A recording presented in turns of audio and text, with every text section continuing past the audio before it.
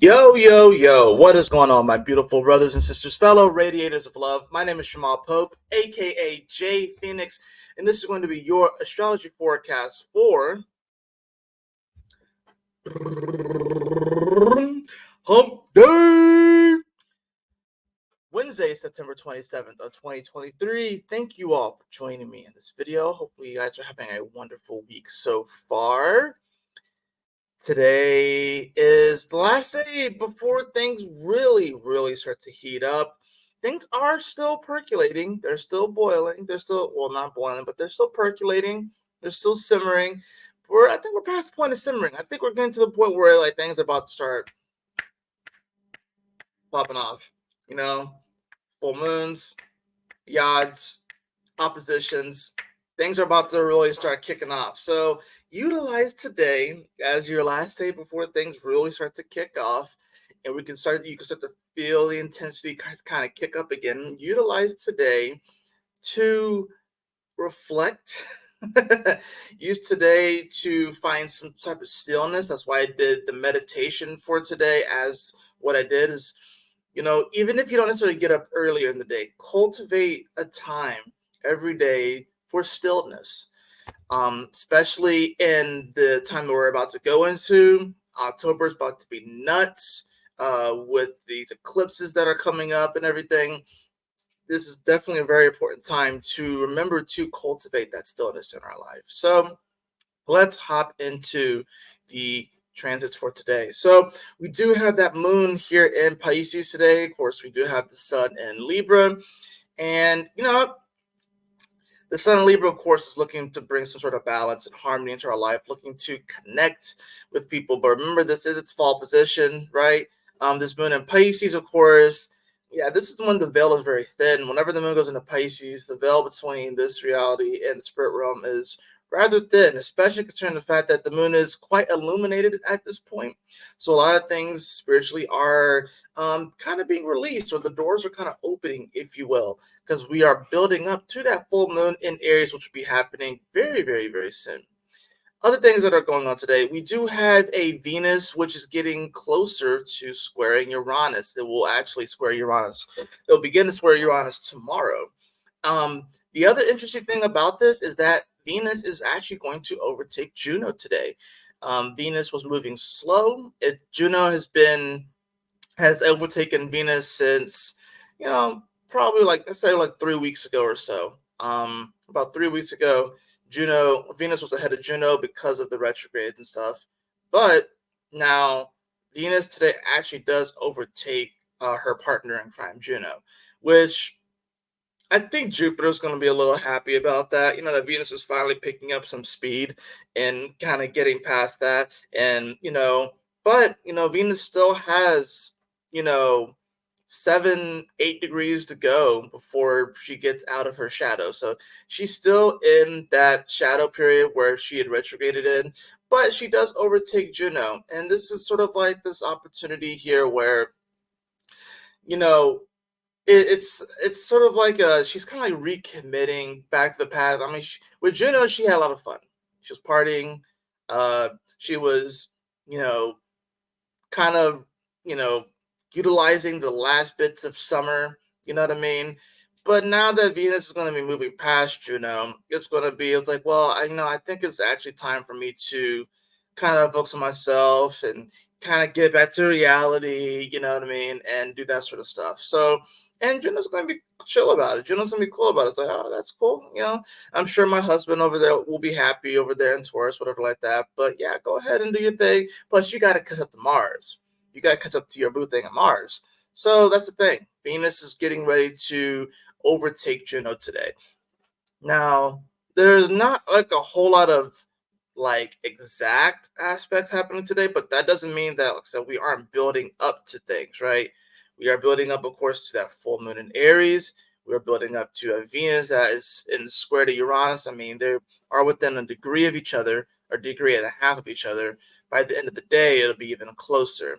Now, one of the things I did mention or did put on here is the fact that the moon will sextile over to Uranus, right? Oh, not Uranus, excuse me, Jupiter. So That's going to be a little bit later on in the day. As you can see, that moon is going to be here at 14 degrees. Going to make a nice little sextile over to Jupiter. Now, this happens at the same time that a Mercury is in quincunx to Chiron. And I wanted to mention this just because, first of all, Mercury is moving a lot faster now. By the end of the day, Mercury is going to be moving a degree and a half a day. So Mercury's picking up speed. So Mercury is moving fast, which is nice.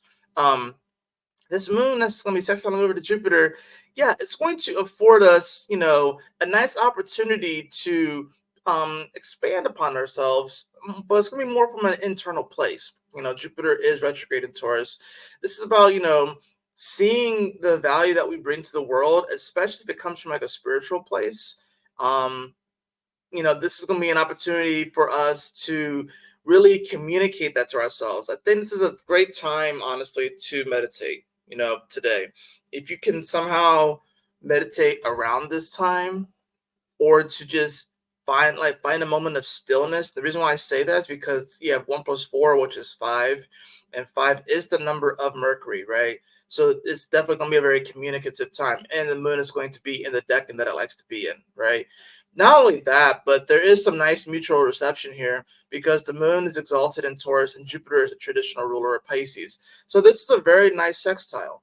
It's going to give us an opportunity to kind of look within ourselves and see the values that we may not be, see the worth that we may not be acknowledging, or we can be like, what, that thing is pretty cool. Let me polish it a little bit. You know what I mean? Let me polish it, and then it'll become shinier and stuff. Taurus like shiny things. A lot of people have to think that Leo likes shiny things, and they do, but Taurus really likes shiny things, right? So this is about going within and finding our own shininess. And it's a shininess that only we can acknowledge, right? Or God acknowledges it too, but only we can acknowledge it. It's not something that's going to come from the outside. Remember, Jupiter is retrograde, so it's more turned inward. So, do you have the ability to kind of go within and see the beautiful aspects of yourself? And, maybe they need to be polished a little bit. You know what I mean? Maybe you need to, kind of go within and just kind of meditate on those things, acknowledge those things. It's also be a great time to do some writing. Anytime that you get to a mercurial degree, it's a great time to do your best to communicate, to do some writing, maybe some automatic writing, maybe some poetry, especially with the moon in Pisces. Definitely makes it a little bit more of an artistic kind of energy. Like I said, great opportunity to do those sort of things. Now, Mercury, of course, is going to be here in Virgo at 18 degrees, making a quincunx over to Chiron. And that's the other part about this, is that, like, yes, this sextile is happening, but there's a Chiron in the middle of it, and a Neptune retrograde, and an Aries and a North Node. So it's like there's an opportunity that opens up for us to really go within and to acknowledge and appreciate the things that we bring to the table. But this quincunx, this awkward share from across the room, we can get so caught up we wanting it to look a certain way and trying to like organize things in the way that we think that it should go. And Chiron and Aries over here is saying like, well, there is this, and that's the funny thing about this. This is why I think that this sextile with the Chiron, this is like we have to kind of go within and find the buried treasure within ourselves and take that key, open up the treasure chest, and then voila, we are revealed to all of these amazing gifts and aspects of our personality that are waiting to be birthed, waiting to come forward, right? But maybe we have suppressed aspects of ourselves because of certain things that might have happened in the past. For example, you know, I was told that I can never make it as a writer. You know what I'm saying? That I couldn't make a living as an author. I was told that back in high school by several people, but I remember one particular time, like it was like either right before gym class or right after gym class, someone had told me that. And obviously, since I bring it up, it stuck with me. And here's the funny thing, I haven't made it as a writer yet, but that doesn't mean that I stopped writing either, because I haven't stopped writing. And who knows, maybe it happens, this year, maybe it happens next year, maybe it happens in 10 to 15 years. But that's the thing about this. It's like, you know, and I'm using myself as an example, right? So that's the thing. It's like maybe you could have been told something too. This is the other thing too, with it being 1 + 4 5, which is like I said about communication. It's about kind of like relating to, and since the moon it being in Pisces, definitely time is an illusion. So this could actually trigger certain emotions or trigger certain memories of you being told by certain people that you can't do certain things or that you have to be a certain way and blah blah blah blah blah. Insert whatever uh, thing here, and there's this Chiron kind of getting in the way where it's like, oh man, I have like this little trigger, this little trauma. But remember, this is the wounded healer.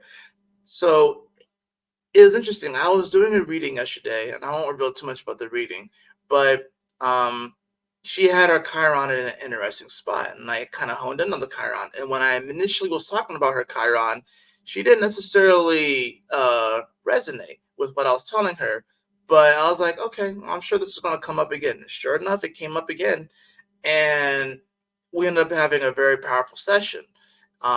After we kind of dug a little bit more into that Chiron and why it was, the aspect in her chart, why it was that way. And I was like, you have to understand something. Like, this is how you also become a teacher. Chiron, yeah, it's the wounded healer, blah, blah, blah, but it's also like the teaching aspect of it. So Chiron was a great teacher. So that's the thing about this. We can utilize these moments that can come up that may potentially trigger us, that may seem to get in the way of our success, that may get in the way of us seeing our value.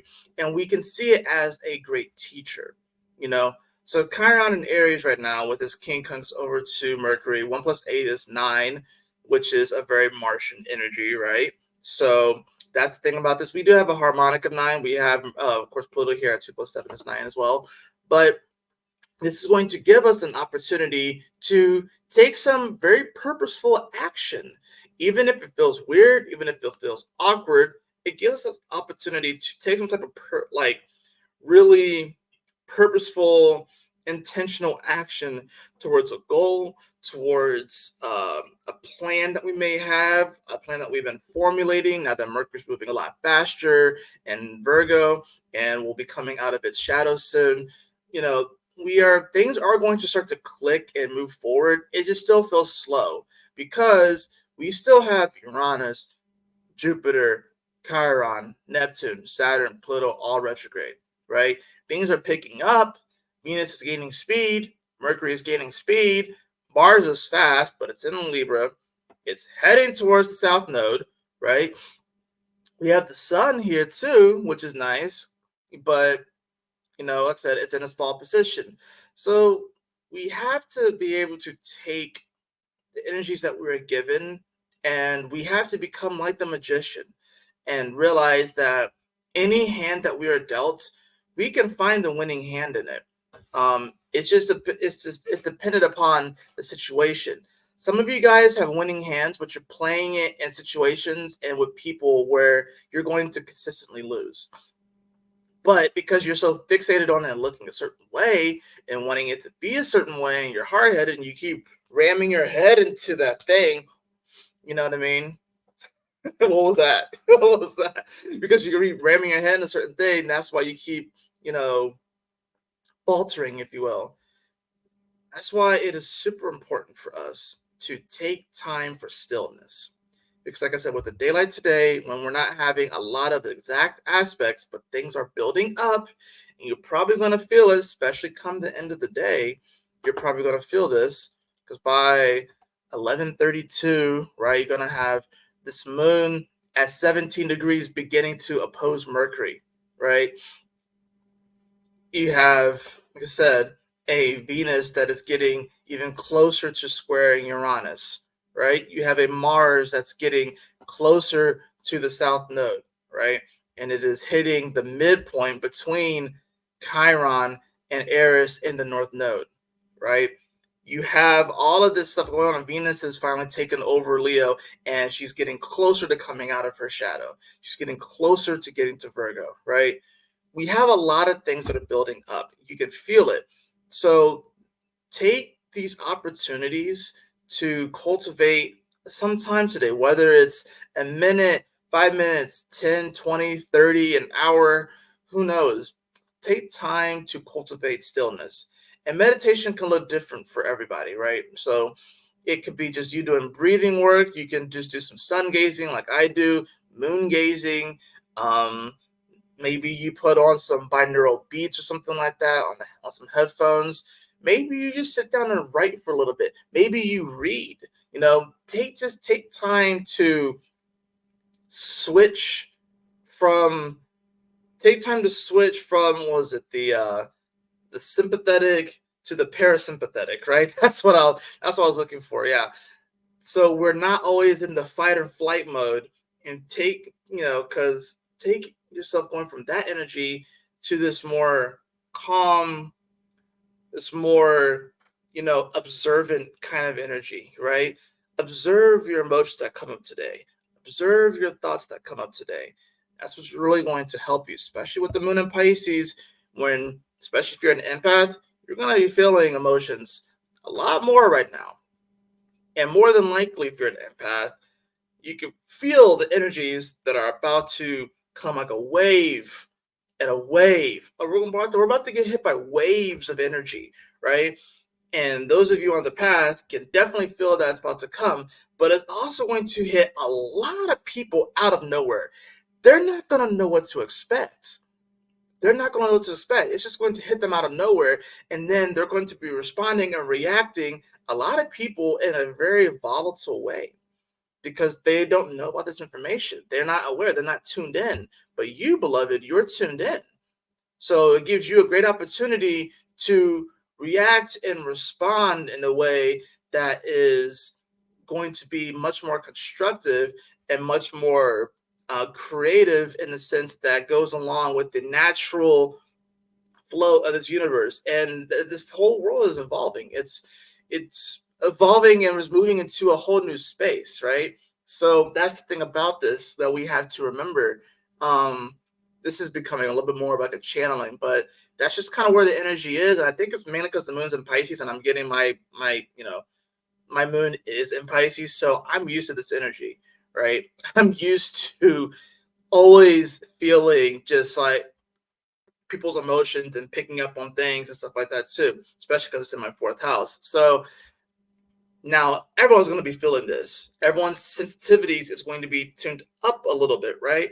So if you could feel that these waves are coming, you could feel the just proverbial storm, I guess if you say. And when I say storm, I don't necessarily mean that things are about to just go bad and haywire. I mean that things are just going to get intense for a little bit, right? So you know how animals can like sense when the storms are coming. That's kind of where we are right now. Where it's like, oh, something is approaching. Something is definitely coming. Let me prepare for it. Some people aren't going to be prepared for it. They're not putting up any. It's like not knowing that a hurricane's coming, and then not like actually preparing for it, not boarding up the windows, not doing any of that stuff. But then when it comes and it surprises people and comes out of nowhere,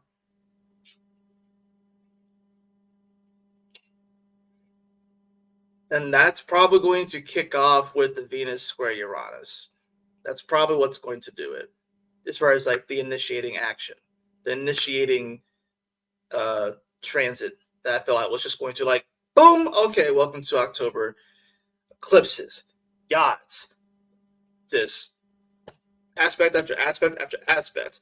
Mars on the south node, like we're coming to that point. So just prepare yourself. Don't be afraid. Don't have fear with this. It's not a time to be fearful. This is just a time to be, prepared and to be observant, and to, when you go out into the world, you know, you want to, of course, be intentional and do that light work. You know what I'm saying? Like, this is a time to, like, light work isn't necessarily just doing readings for people and doing, that sort of stuff and going to events and stuff like that. Light work is talking to the person that bags your groceries and just bringing a smile to their face. Light work is not getting mad at the customer service agent on the phone because of something that they didn't really do, but they're just trying to help you. And maybe you end up having like an interesting conversation with that person, but you don't just blow up at them like 20 other people did before you. Light work is doing those sort of things. And I think a lot of times those of us in this spiritual community, we forget that. We forget that the whole of our life should be light work, not just these isolated moments. So, and it's also important to go back within yourself and find that and cultivate that stillness so you can remember to fill yourself back up, because when you are really doing this work, it does require a lot of energy, because you are becoming like this beacon and you really are doing your best to raise the vibration of the people around you, the environment, this world. And the thing is that none of us are on an island. Teamwork makes the dream work. And I think that's another thing that's going to come up with this, that there's going to be more collaborations, more meetings, but this is going to be, it's going to become more of like a local thing, I feel. I really do feel like, we'll utilize social media and the internet to connect with other light workers, but I think this is going to be the time that we're coming into where there is a need to connect more on the local sphere, which may cause some fear because you may feel like you're like the only one out there in your local community that does what you do. But I guarantee you're not. I guarantee you're not. You just have to put out that beacon and that signal, and then they will come to you. So, anyways, let's get into the cards for today.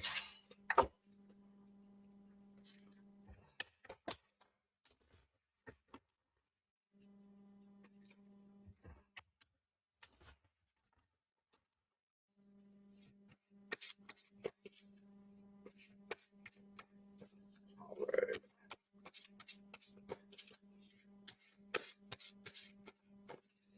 Let's see what we got. And we had the Page of Pentacles in reverse. The Page of Pentacles in reverse. Yeah, this is a time where we kind of want to like slow down a little bit and just, not necessarily be too hasty, which is funny because the Page of Pentacles out of the pages is probably the least hasty. But when he's reversed, he's very hasty. He who wants things to move at the way that he wants them to, he can be very stubborn. And then if things aren't really going in that direction, he can get kind of moody and stuff too, right? Or it can get kind of stuck in his own ways. The Page of Pentacles is saying that, if we really want to move things forward and manifest, we can't really get stuck in our own ways and just not want to move. This is the bull that just refuses to move. And it's like, well, you gotta get up, you gotta get moving, So it's like, don't just get stuck there. I also like this card because there's a peacock in the card, right? There's a peacock in the card, right? But when it's reversed, it's like the peacock doesn't even know its own beauty. It doesn't even know its own value. It may be eclipsed by maybe the other peacocks around it. Maybe it thinks the other peacocks are more beautiful. But like when you're so focused on everyone else, you can't focus on yourself and your own beauty. This is about going within and finding the treasure that is you, right? That card fell. So I guess that's the card that I need to bring. We also have the Seven of Pentacles. Seven of Pentacles. So this is coming into a time where, you're going to start to cultivate all the hard work that you've put in, right? We're coming into the harvest season anyway. So this is a time, like I said, it's a time for harvest. And yeah, the Seven of Pentacles, it's not always the fun card. It's raking the leaves of the traditional tarot. It's cultivating things. It's gathering the bushels of wheat. It's not the most fun task. But upon doing this, you'll really start to see just how far you have come. And bottom of the deck, we have the Six of Swords in reverse. Don't run away from your destiny. Don't run away from the light work. This is not really a time to like escape. And the moon is in Pisces, so there's going to be more of a propensity to escape. But don't run away from the hard work. Don't run away from your destiny. Don't run away from the spiritual work and the light work, because you are very much so needed. And you bring a unique quality. You bring a unique aspect to the table that no one else can bring, but is very much so needed in this world. Because more than likely, there is someone out there that you are meant to inspire, that you are meant to motivate. And only you can impact them in such a great way that will have that person go on to do incredible, amazing things. You just never really know. You never really know what your impact is on someone. So why not bring your best self forward? So you can impact people in the most positive way, and then they can bring themselves forward, and then they can impact other people, and then it causes a domino effect, right? So believe in yourself. Bring love into every situation. New moon in Aquarius. Bring love into the situation. I said every situation, but I think that that's what it comes down to. Bringing love into every situation, into the situation, right? Be a spiritual server, if you will. That's the way that I interpret that card. That's going to do it for your astrology forecast today. I hope that you all enjoyed it. If you did, please like, share, and subscribe. I definitely appreciate it. If you'd like to have a personal reading with me, beloved, you can follow the link in the description below to my website, jvenus.com. Use promo code Equinox to receive 30% off of your reading. And y'all take care. Stay blessed. Have a wonderful hump day. And I will see you guys on the next astrology forecast. Peace.